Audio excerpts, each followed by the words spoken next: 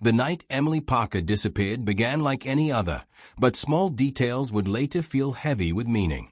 Rain had been falling since late afternoon, soaking the streets and painting them with a glossy, distorted sheen. At 10:15 p.m., Emily left her best friend's apartment after an evening of casual conversation, pizza, and laughter. Her friend recalled that Emily had seemed distracted, glancing at her phone often, yet dismissing questions with a quick shake of the head. She carried no overnight bag, no plans to stay, just her purse and car keys in hand.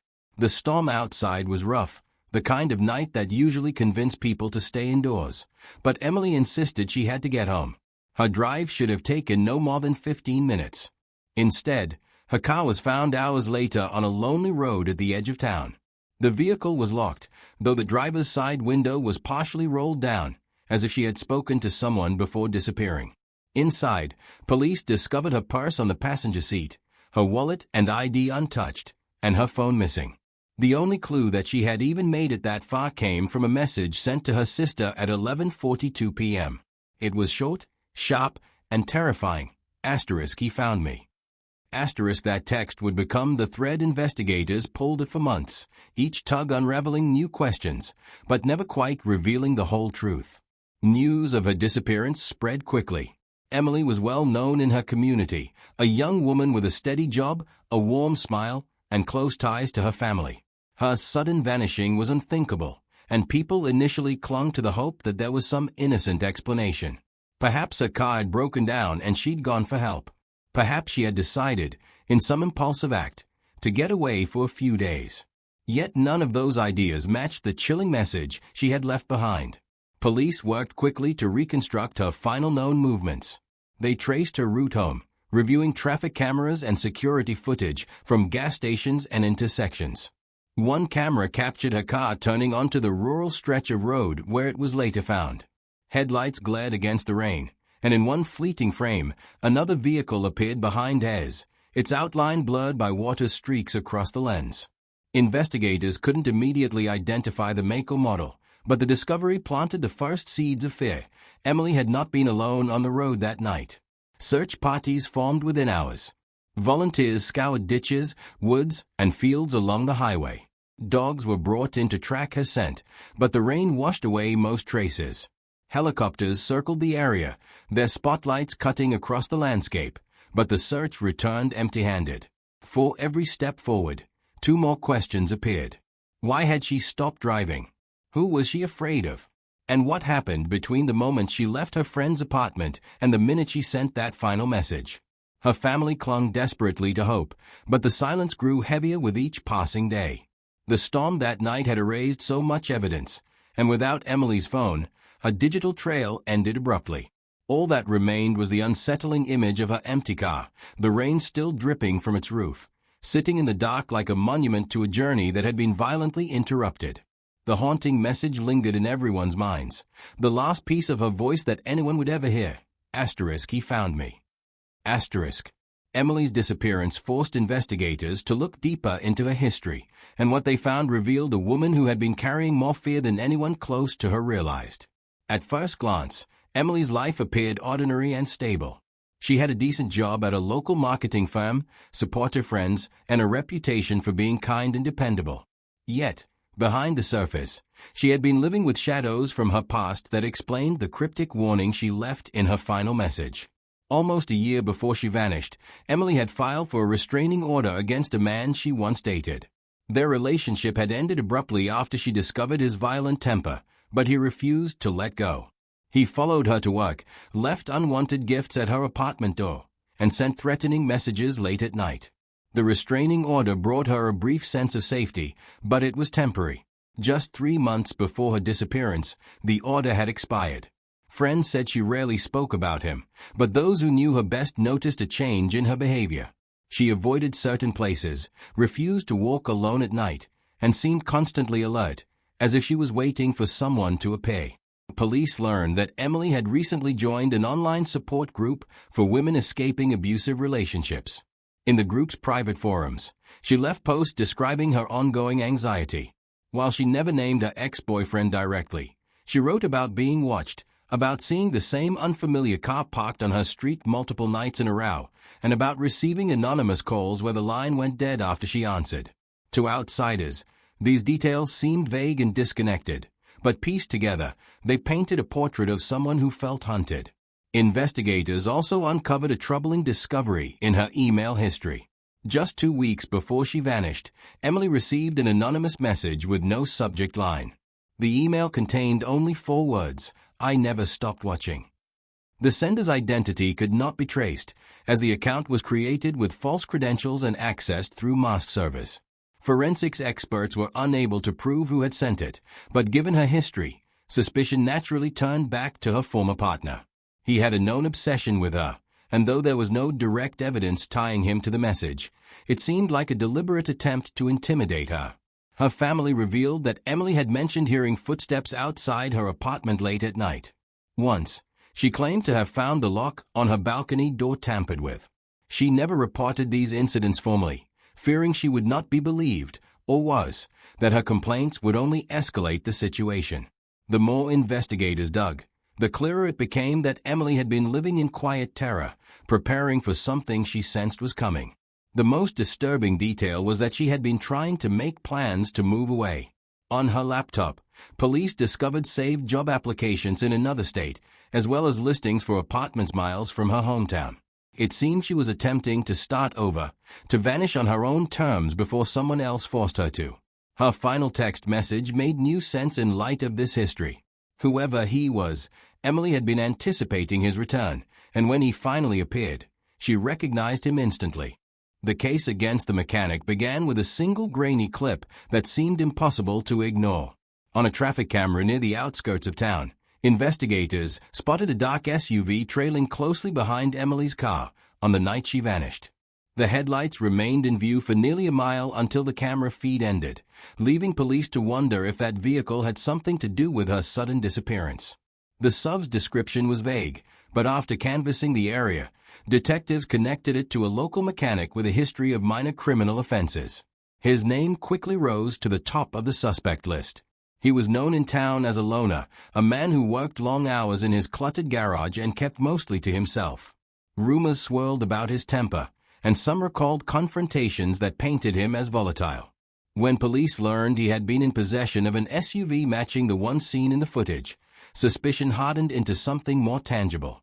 Detectives served a warrant, seizing his vehicle and searching his home, convinced they were on the edge of breaking the case. For several days, the public followed every development, believing the mystery of Emily's disappearance was about to be solved. Inside the mechanic's garage, investigators combed through piles of tools, spare parts, and boxes of old receipts. They searched the SUV for any trace of Emily, from fingerprints to strands of hair, but the results came back clean. His computer and phone were confiscated, yet neither contained messages or evidence linking him to Emily. Still, police were reluctant to let go of their theory. The mechanic had a criminal past involving petty theft, and his demeanor during questioning was defensive, which only fueled their suspicions. For nearly a week, the town turned against him. Whispers filled coffee shops and grocery stores, and neighbors watched his property as though at any moment police might drag him away in handcuffs. News outlets published his name and photo, presenting him as the likely culprit.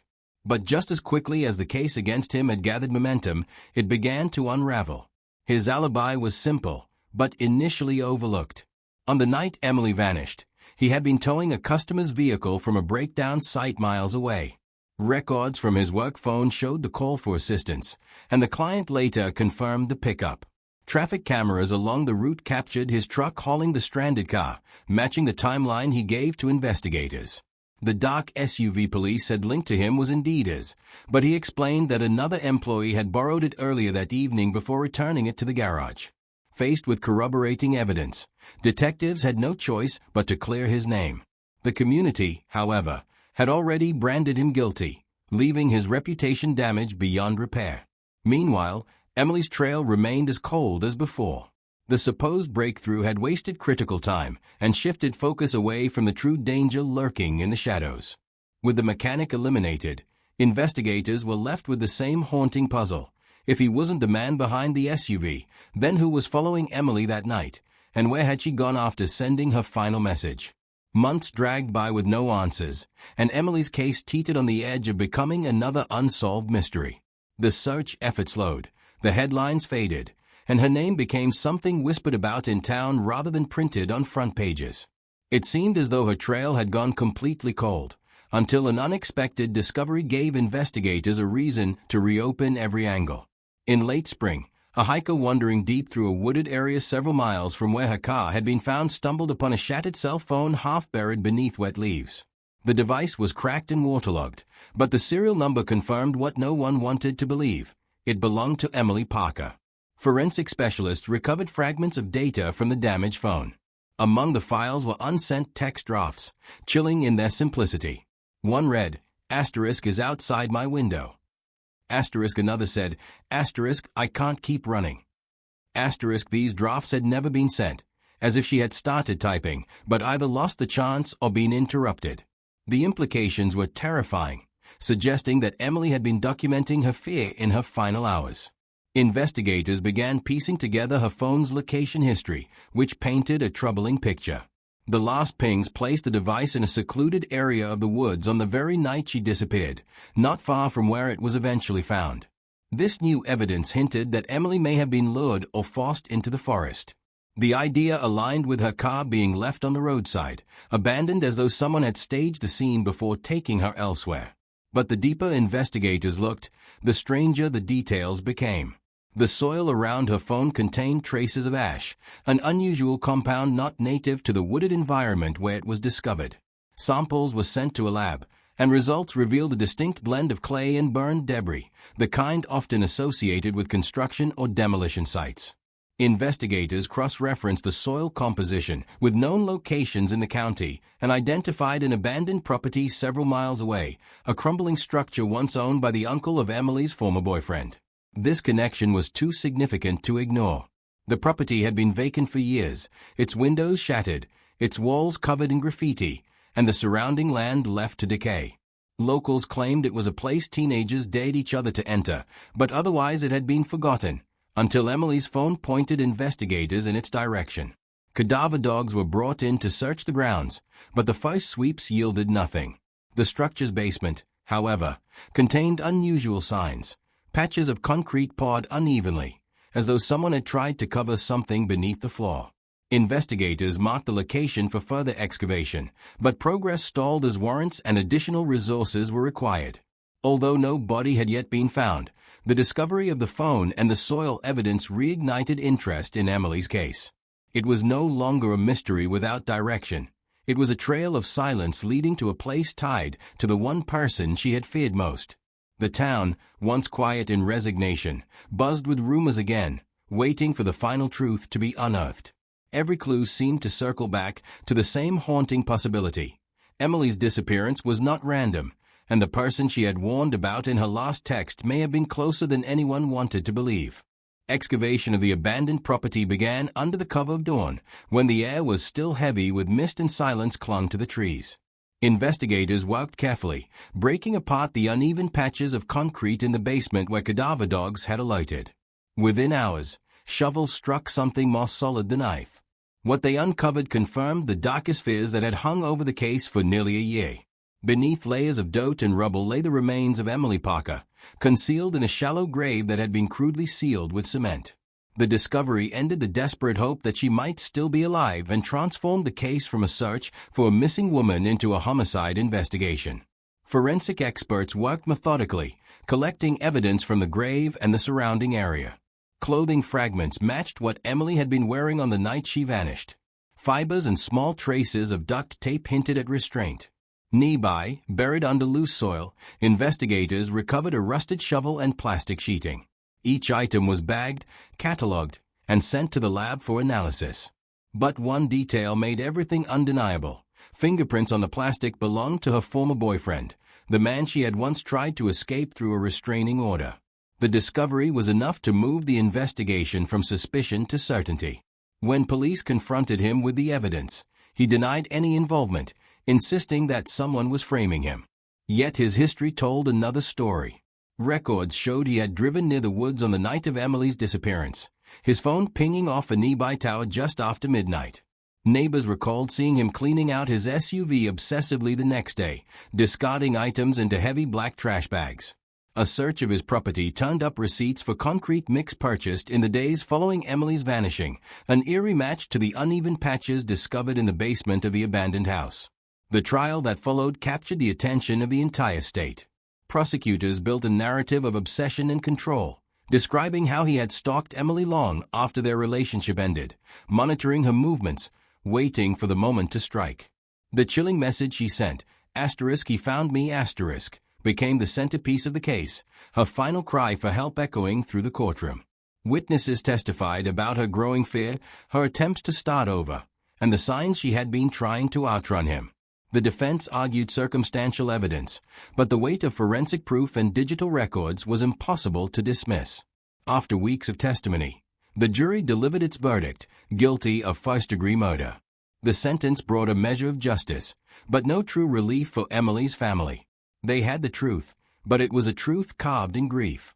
The image of her empty car, the broken phone in the woods, and her last haunting words would never fade.